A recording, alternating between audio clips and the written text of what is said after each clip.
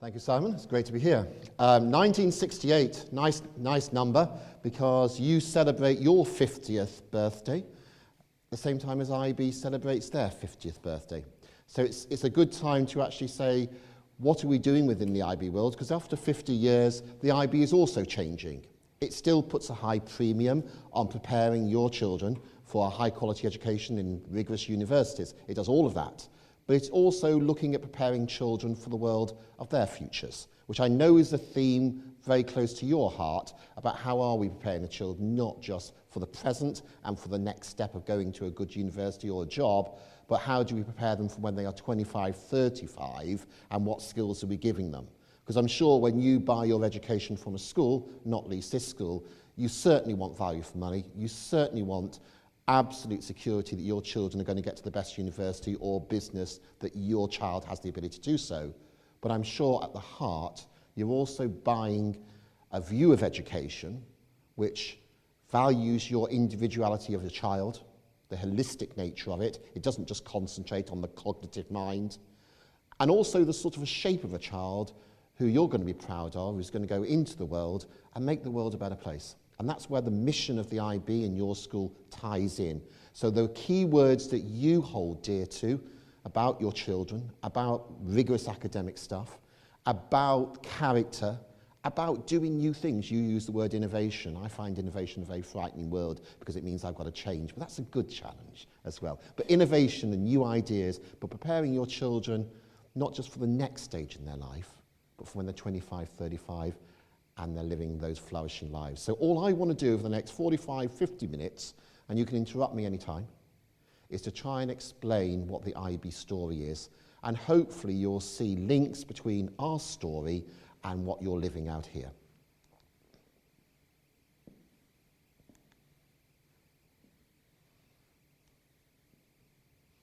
Winston Churchill, one of our prime ministers in England, always used to say that teachers are much more powerful than prime ministers because of the impact they have on individual lives.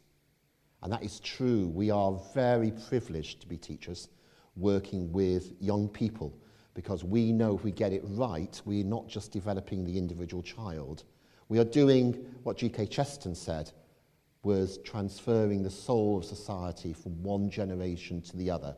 So the story I'm going to try and say is not just about the academic bit, however important that is. It's about the whole bit of what we're trying to do and why we're trying to do it. That's the mission statement of the IB. The IB is a mission-oriented organisation. They're involved in the world of education to do one thing, and that is to try and create a better and more peaceful world.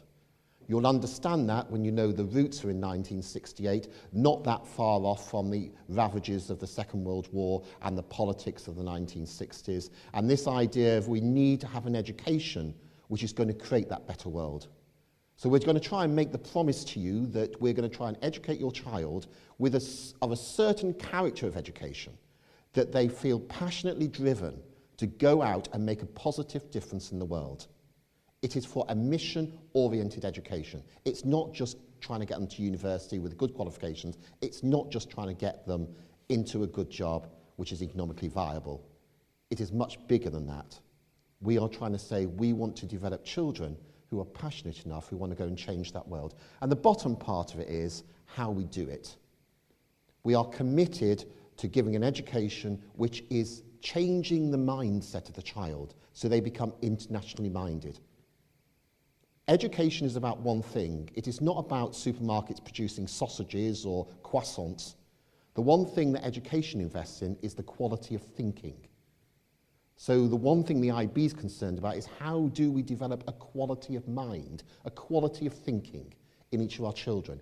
And all the other things about which subjects we choose, at what grades we choose it, and what activities we put them through is about how are we developing that mindset, an international mindset, so that they can go out and change the world. And the part, how do they define an international mindset, is at the bottom. For people to recognise that people with their differences can also be right. We'll come back to that in a minute. I'm going to spend 2 minutes on this. You've got about 4 or 5 videos in this next hour, so there is some release from my voice. So just hold on a minute whilst I try and give the theoretical stuff, and I'll then try and take you through some slides. I want you to focus on a picture you often see on all brochures and prospectuses and things around all schools, IB schools, which is, I've given you the diploma programme, I could have given you NYP, I could have given you PYP, they're very similar. Look at that picture because it tells the IB story. It tells the story that you've bought into and that we've bought into. At the heart of the story about changing the world is about developing the individual. There's 3 there because individuals grow up into different ages and evolve. But we're all about the individual child. In any IB school, we should put the child at the centre as an individual, not just as one of a class, as an individual.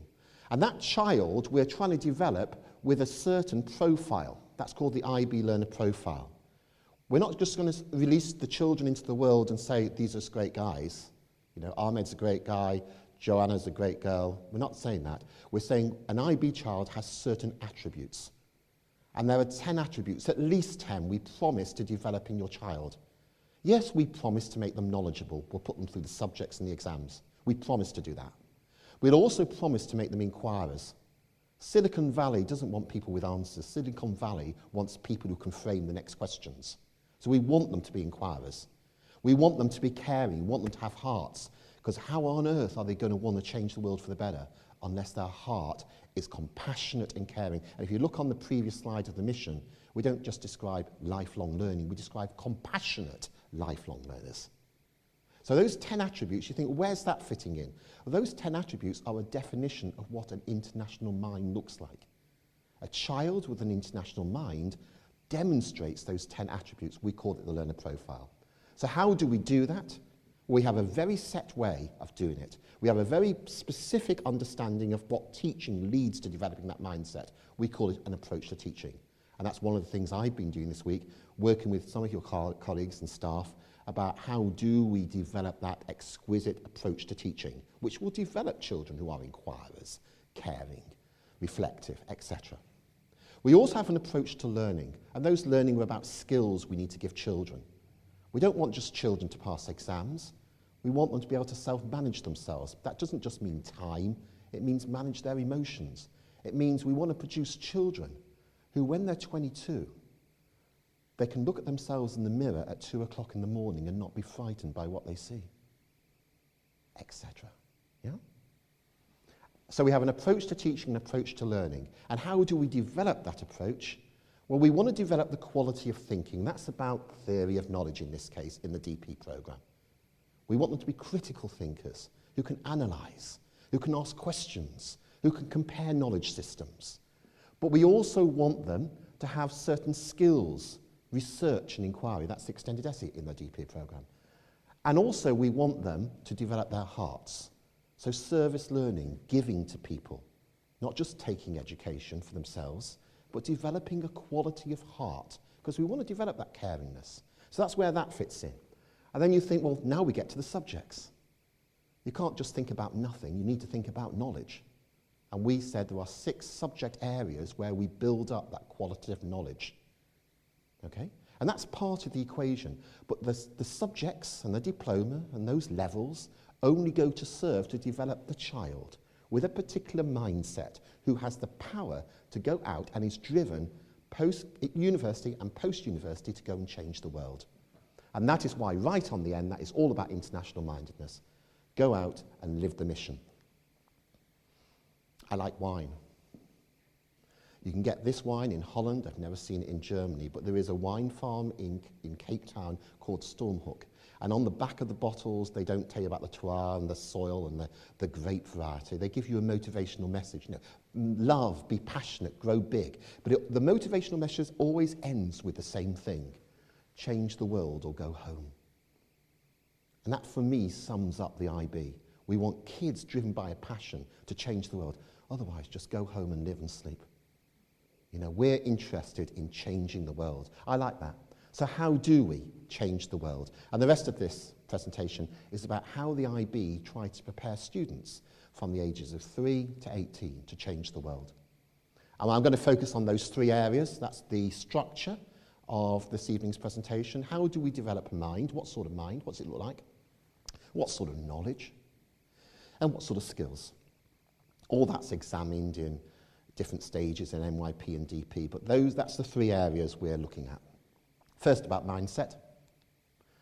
Mindset is one which is internationally minded. I've already told you international mindedness is about developing those 7 attributes of the learner profile. And international mindedness is about having a new perspective, being able to see differences. People with their differences are always right. So you need to be able to see different perspectives, or can be right, not always. Where are you? This is where you need to engage with me. Yeah? Where are you? Those are carrots, by the way. Yeah? Please do engage. Please don't just sit there and don't engage with me, because I need some feedback, as I won't come alive. Right?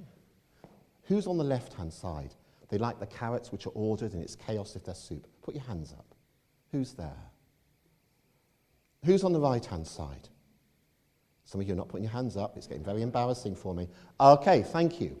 These are HSC. It's a banking thing. We see no problem in different points of view, only potential. Now, this one is a bit more critical. I'd be very interested in the gender split on this one. So watch. Ouch, ouch. That's not easy. That's quite confessional, isn't it?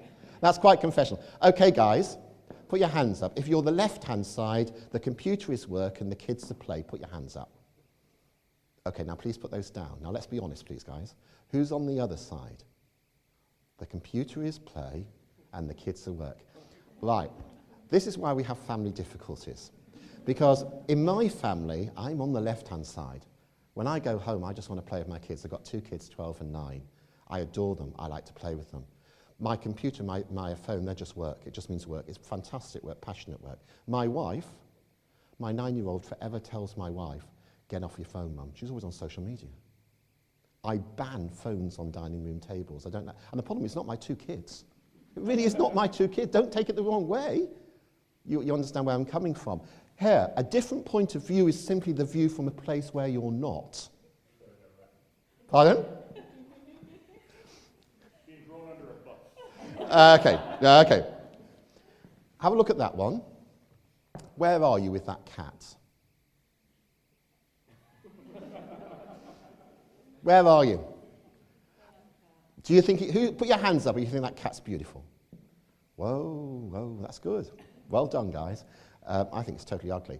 Which country completely disagrees with the definition of beauty in the middle picture? Which country? Correct. It's illegal to be like that in France. It's getting in other countries.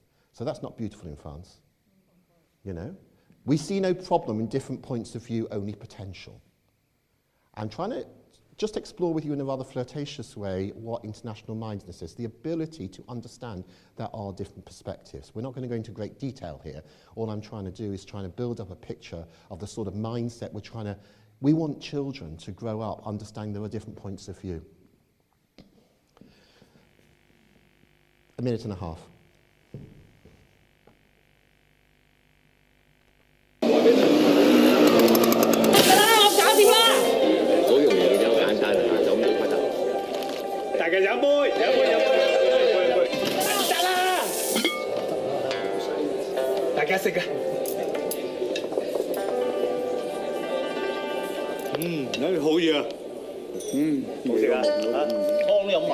The English believe it's a slur on your host's food if you don't clear your plate. Whereas the Chinese feel you're questioning their generosity if you do. At HSBC, we never underestimate the importance of local knowledge.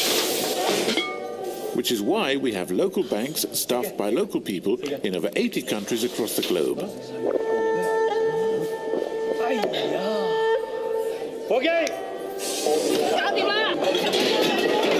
HSBC, the world's local bank. The reason I'm showing you this is I'm taking you away from individual perspectives, so what you and I might like about children and work and play and computers, to actually this is becoming a real-life issue in an interconnected world. where your children are likely to have networks all over, maybe working all over, even if they're working in the banking industry. That's why they do this.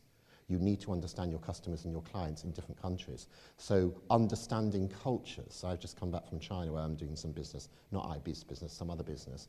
And actually, I have to work really hard at understanding that culture in a business, and I mean investment, financial business way. You know, I need those skills. And we need to give the children, your children, those skills to be able to navigate their way through that world if they're going to flourish in business and in life. Did you like that? Do you want another one? Yes, I know. I'm not going to show you movies all day, don't worry. This is a bit closer to home, so I apologise.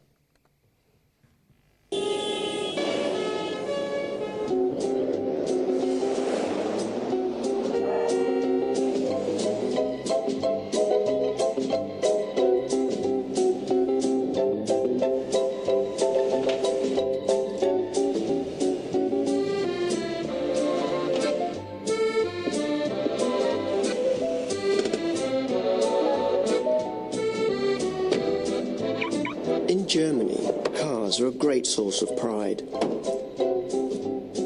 And any accident, no matter how minor, is always taken very seriously. However, just across the border in France, there's a more carefree approach. At HSBC, we never underestimate the importance of local knowledge. HSBC, the world's local bank. Okay, I do accept these are generalizations and characterizations, so don't take it personally. I'm just trying to make a point about what international mindedness is. We're trying to develop a mindset. It's giving them the power not just to see things differently, but to think differently about things. I want you to read that. It's actually the definition of global citizenship from the Washington International School, but it sums up for me what it is. Just help me out, please, even if it's just the teachers. I'd like parents. Which word jumps out at you as exciting? Which word? Not the one I've underlined, by the way. Which word? Complexity. Challenge. Proactive. Love. Proactive. Enjoy the complexity. I'll give you that one. Yeah? Can I just ask you a cheeky question? How many of you have a partner who is of a different culture than yourself? Yeah, so do I. Enjoying complexity has its own challenges. But we did it, and part of my attraction to Sophia, who's a Pakistani, and different religion, different nationality, was that complexity, enjoying the ambiguity.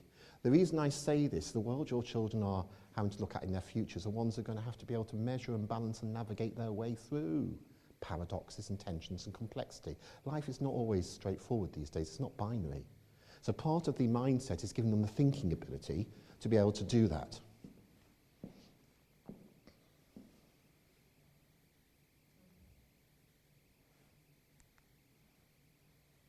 How do we see the world? When I was running a school in the Middle East, we just give children some maps of the area. There were certain countries which are not on those maps. We define the world, we tell the story of the world depending on how we draw the world. There's loads of maps. I mean, if you see the world through the point of view of projected wealth or child crime or war crimes, the map looks extraordinarily different. The stories we tell each other are very, very important. I thought you might like that one. You haven't got many Americans in the audience, surely, please not. Our worldview, how we think, affects how we act. Okay? You ladies like that, don't you? Yeah. I was really tempted to put a video in from Mr. Trump, and I chose not to. I didn't want to get close to the bone. Some of that is just cultural, and it affects your everyday things, whether you're thinking about your partner, your loving partner through life, if your partner has different culture, or if it's your business partner and your clients you need to work with. How do you solve problems? My temptation is to be on the left-hand side. I just tackle them straight on and go through them. There are many other cultures which would not respect you doing that. You just got to find your way around them somehow. Don't confront people with that. It won't work. Social arenas, where do you place yourself? That could be an individual choice, you know? It could also be a cultural choice.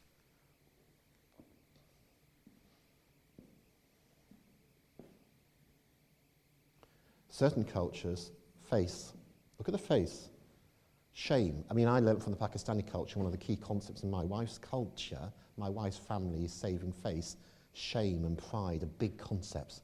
They don't have much of a concept in the UK. But certainly I had to navigate my wife's family through those concepts. And you need to understand or think differently.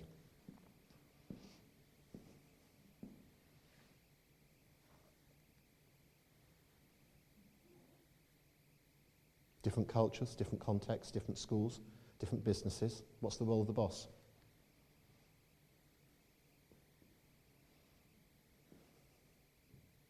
How do we see things? Is one oppressed? Is one pious?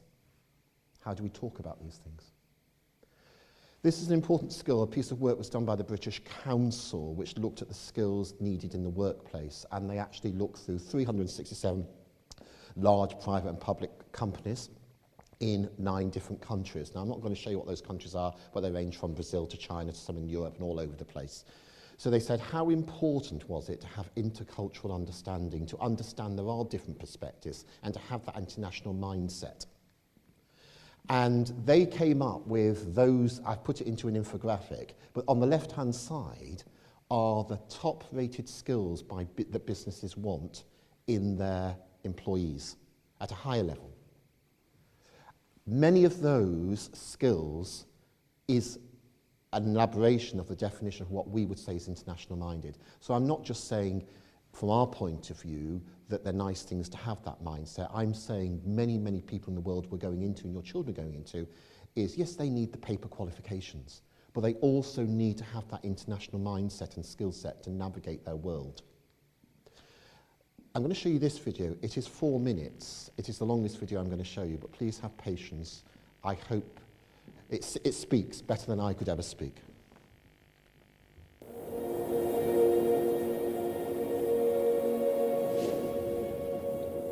I'm proud to be English. My family have served and we've defended this country and we've been to war for this country. I'm really patriotic about Bangladesh.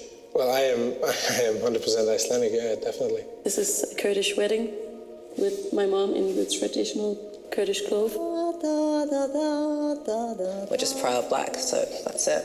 Yeah, I think we are probably the best country in the world, if I'm honest. Think about other countries and other nationalities in the world. Are there any that you don't feel you get on with well or you won't like particularly? Germany. Yeah, I'm not a fan of the Germans. You might think they're a little bit...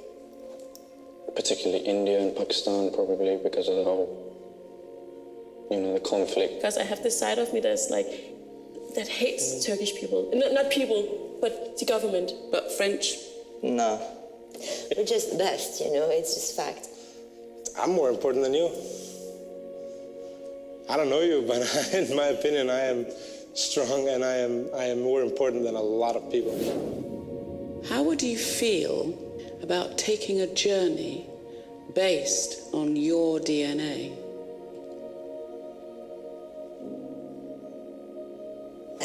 Yeah, I feel very intrigued. What could you possibly tell me that I don't know? So do you know how DNA works? So you get half from mum and half from dad, so 50% from each of them, and they get 50% from their parents, and back and back and back. And all those little bits of your ancestor, they filter down to make you. I need you to spit in this tube for me. You spit up to the little black line. That's a lot of spit.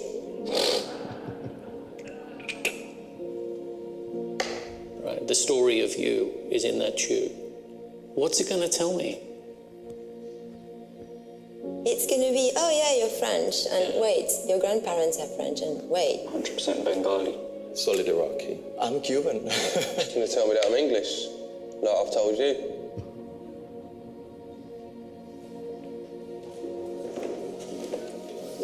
Jay, can you come down and join us?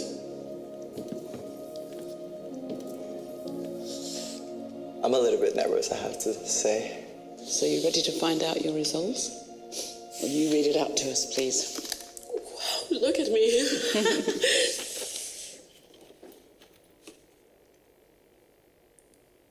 Oh my God.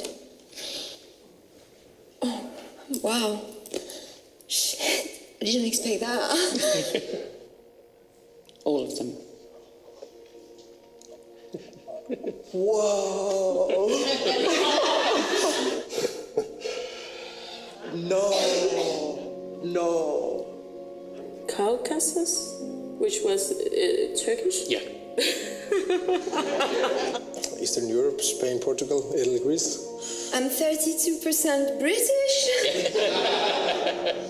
What? Great Britain, 30%. Can we 5% German? I'm Irish. Yeah. So I'm a Muslim Jew. Great Britain, 11%. Are you sure these results are mine? Eastern Europe. Iceland has definitely moved closer to Europe now. I'm gonna go a bit far right now, but this should be compulsory. There would be no such thing as like extremism in the world if people knew their heritage like that. Like, who would be stupid enough to think of such thing as like a pure race? In a way, we're all kind of cousins, in a broad sense. In a much more direct sense, you have a cousin in this room. Turn around and guess who it is.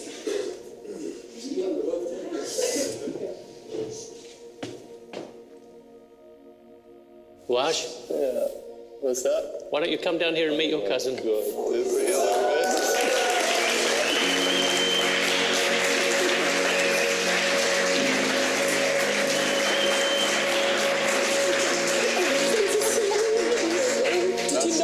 I didn't know I did. This is like, my heart's pounding right now, I swear to God.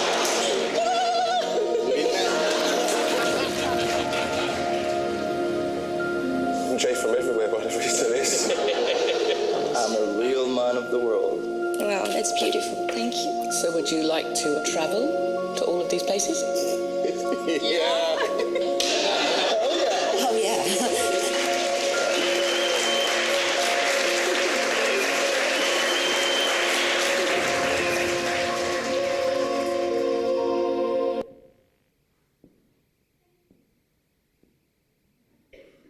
You can take your own DNA story, by the way.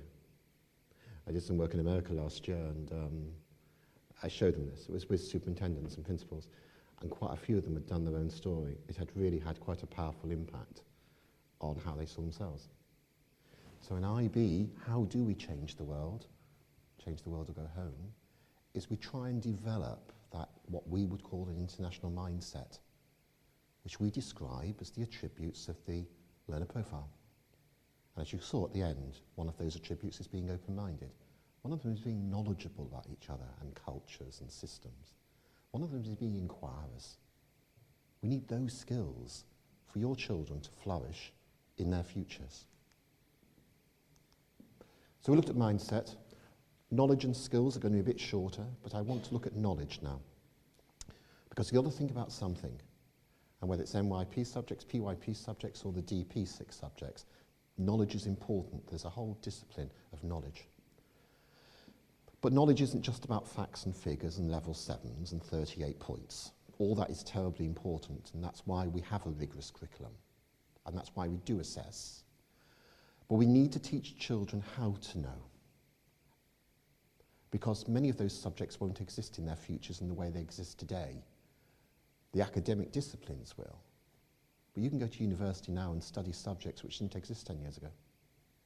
So we need to give them the ability to understand knowledge in a much more broad sense. So whilst we also teach those disciplines, literature, language, mathematics, science, whatever, we also, in the IB, in the last 2 or 3 years, are trying to give staff a lens through which, whichever subject you're looking at, you're trying to engage the students in how that discipline works. And I want to show you what they are and why we're doing it. There's a temptation in the past and in the present. That's where we are today. That's, many of us went to school within that. The tradition, the old academic disciplines. And we don't tend to always look to what children are going to be like when they're 25 or 35. We tend to just say, well, our responsibility is to get them to where they're 18 and go on to the next step.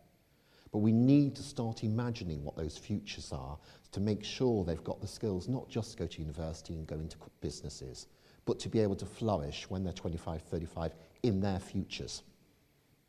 And so one of the ways the IB is doing that through all their programmes is not to scrap any of the programmes, to strengthen them, but also to have a view to give the skill set, that knowledge is also giving them a skill set of actually coping with that future.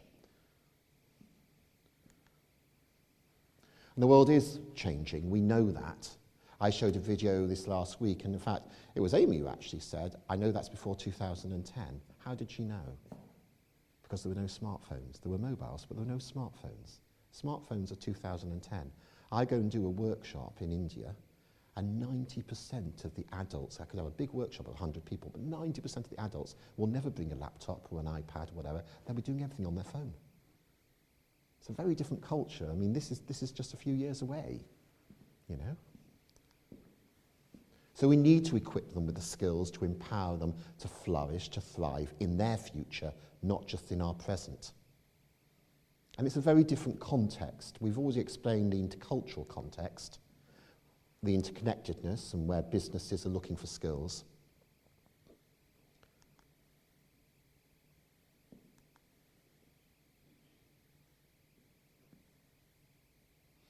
I do accept that many parents think they are specialists at schooling because you've all sat in a school seat. It's one of the hardest professions because all parents think they're experts because we've all been there. No other profession has to have that, you know? And that's a real challenge for us because we need your help in imagining not how to do things now, the way you and I were taught, but in also in giving them the gifts and the skills which we can't always see easily in the future.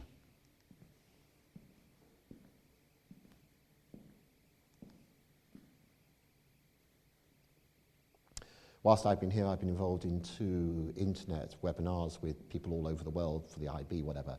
You know, it's horrendous because I'm now somewhere in European time, but I know when I open my email, the Americans will have woken up. I know when I go to sleep, the Japanese and Chinese and the Australians will wake up. And it's like, oh, you know, it's like, but that's part of the world we're in. That's part of how we co-construct knowledge with them. If I'm communicating with people from Atlanta and from Adelaide and Beijing, that's just how we do it. That's how we do construct knowledge these days.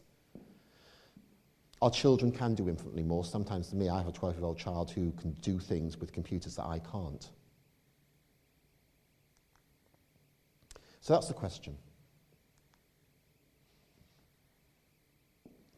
One of the challenges which we can't face is what happens with artificial intelligence. In a world where some of the things we do in classes every day, and they still need to know how to do, by the way, are going to be increasingly taken over by machines, by robotics. So we need to think about, they still need to be able to do those, but not become as reliant on them. We need to give them the skills which artificial intelligence can't give them. And so what are those human skills? And that's where we've spent this week looking at what does knowledge look like. Yes, it's based on academic disciplines, but it's more than that. It's looking at the human aspects of knowledge which will become increasingly important in their futures. So that's the question we ask at the IB, and this is the lens that we are encouraging children to look at. We're giving them 8 ways of knowing. Now, all these ways of knowing, for example, let me give you an issue. What do you imagine? Let's say science. Which of those ways of knowing do you think scientific method relies on? How do scientists do their work? Out of those, what's the top 3, do you think? Reason? I'll give you that. Imagination. The whole scientific method is based upon creating hypotheses and testing them out through evidence. So imagination, now some children don't think it's an imaginary subject, but imagination. Give me a third one. It could be any of those. Which do you think? Sorry? Intuition. Yeah.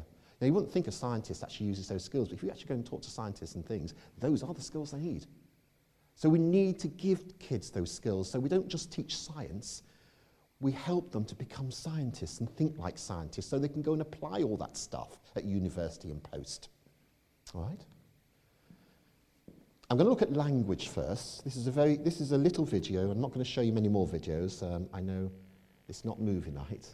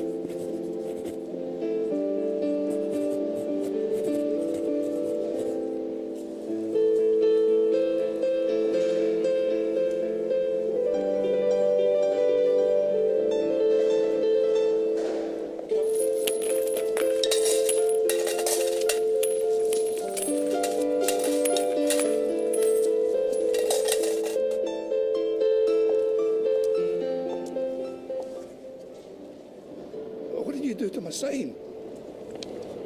I wrote the saying, but in different words. Thanks, love.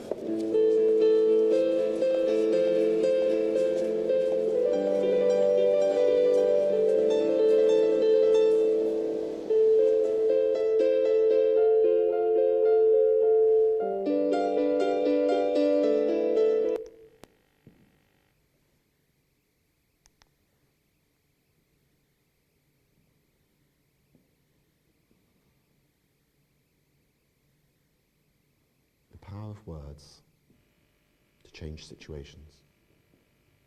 How careful are we in using that as language as a powerful form of knowledge and knowing? You know some of this stuff, you know Chomsky stuff. How we speak about ourselves and the language forms who we are. Language is integral, not just for the communication skill, but as a form of identity and sense-making within our own lives.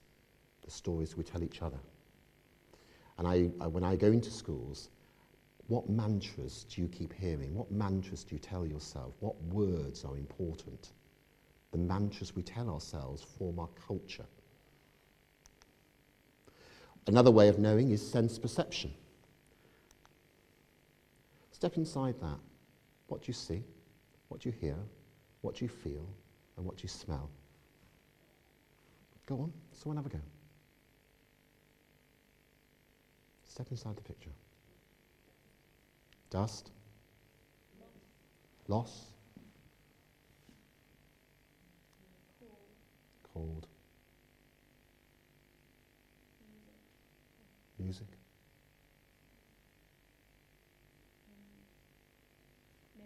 Memories. It's a Syrian war. We know by using our senses, not just what we read about in a book. We know by using our senses. One way of doing this is, I don't know where you do take photos these days, but I encourage children and adults to take photo montages. This is a lady who tells the story of Yemen through the civil war by telling stories. It's a very old tradition.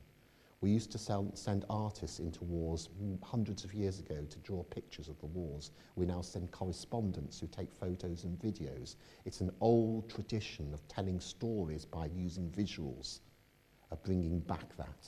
And she's done a beautiful job of capturing the story of normal life, because sometimes I've lived through a war when I was in the Middle East, when bombs were going off on the street and all the rest of it. And sometimes the only story you hear is of war. But there's normal life and human people, and trying to teach children the levels of knowledge within all that. Memory. It's the third way out of the 8 ways. We talk about individual memory, we talk about corporate social memory. These are very important ways in which we know things, the things you've handed down. What about my memory? What story do you tell of yourself? What sense are you making of your life? I often invite staff, I've done it this week, to say, well, I'm your artifact, inquire any questions of me. And the best question I was asked was, identify 3 significant events in your life and tell me the story of your life through them. What sense are we making of our own lives? What narratives can we pass on to our children? What memories are we creating, and what stories are we telling? And you don't have to think about writing your own obituary to do that, because all the way through our lives we're trying to make sense and tell a story. That is an existential human quality. And if you want to make sure that your 25, 35-year-old can look themselves at a mirror at 2 o'clock in the morning, not be frightened what they say, that's a very important form of knowledge to have. The story and sense-making of the things that happen in your life. What's your key messages that you're passing on to your children, that we're passing on to our society? What are your passions which drive you, your regrets, your hopes, the things you're grateful for, and the lessons that you've learnt? Emotions are another way. Last video I'm going to show you is this, and then the end is close, do not worry. 4 minutes of looking into someone's eyes. Emotions.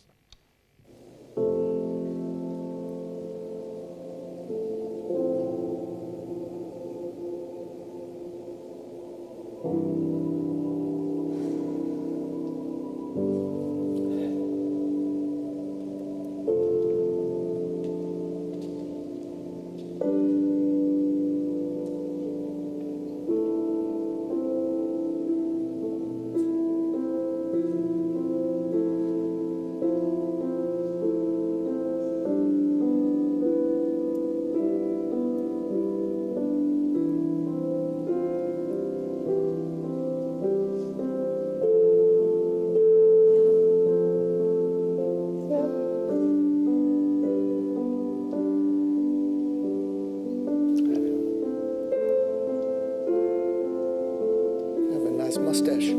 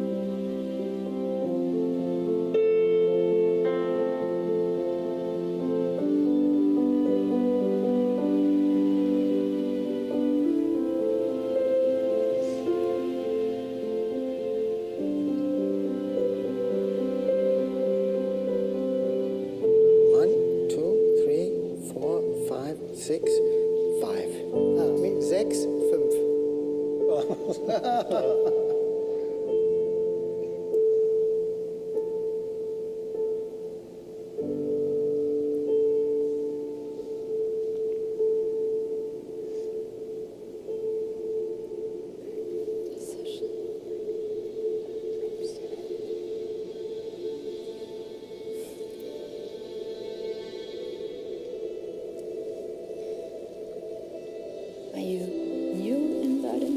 Yeah, 8 months.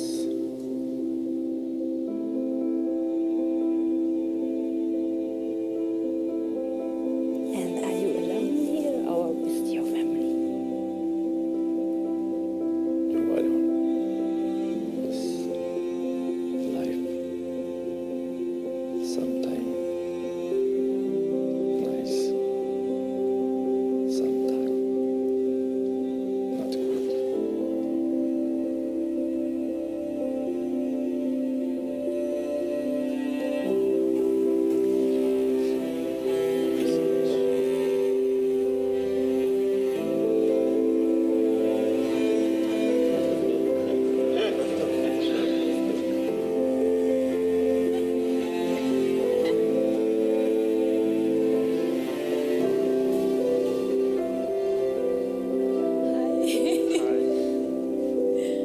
Beatrice.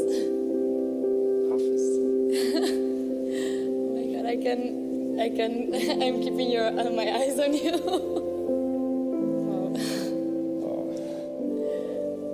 Hello.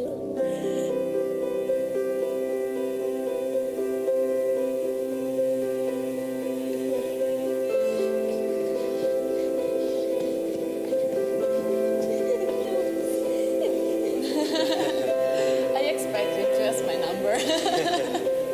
Be a strong man. Thank you so much.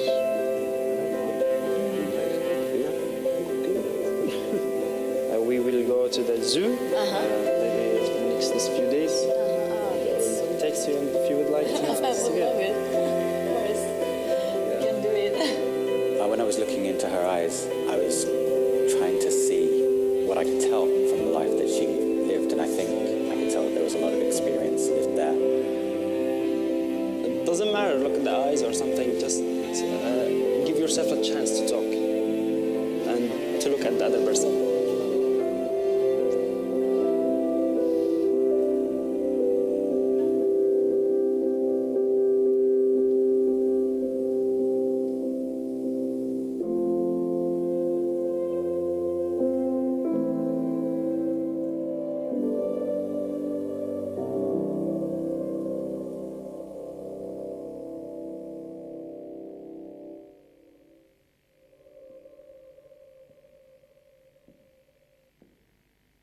Emotions, whilst we're teaching our subjects and getting those 45 points or anywhere up to, it's important to give children the ability to use their emotions and to connect as a very valuable form of knowledge.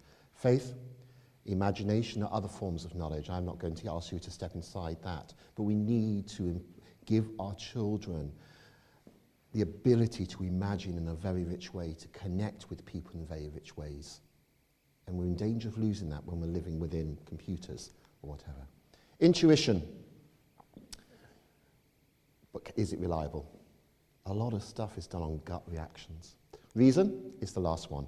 So we've been looking at mindset, the international mindset. We've said, yes, subjects are important, but we're also now focusing on what form of knowledge will be relevant in the futures. Yes, subject disciplines are All those other forms of knowledge, the ways of seeing knowledge are important.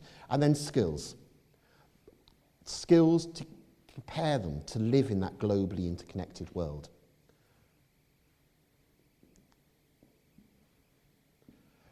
I won't go into the research here, but those are the key skills that the IB are trying to develop.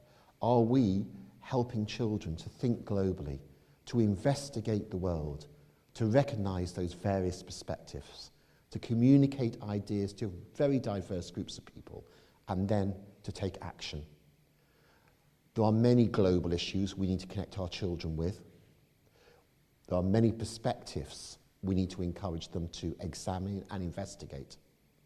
There are many diverse people. You don't have to go outside a city to see diversity. You don't have to fly abroad these days. But most importantly, go back to that mission which you and we share. We are putting our children into an IB education, an IB school, in order that they leave with a passion to act and change the world and make it a better place. We'll give them all the skills and all the knowledge and all the qualifications to get there.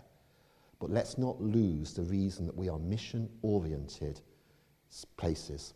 Places are about transferring the soul of society from one generation to the other. The Director General, one of the earlier Director Generals, 2003, of the IB said this: if you believe in something, you must not just think or talk or write, you must act.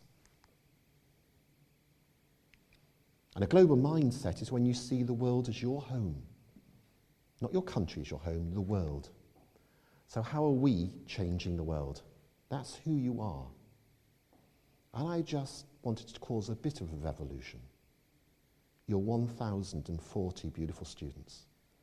You're 120 highly skillful staff. There's 2,000 of highly connected parents.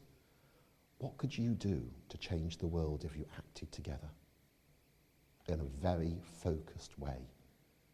You could become a beacon of beauty for the whole of Europe if you got that act together. It's been a privilege to celebrate your 50th birthday with you at a time when we're celebrating ours. So thank you for listening.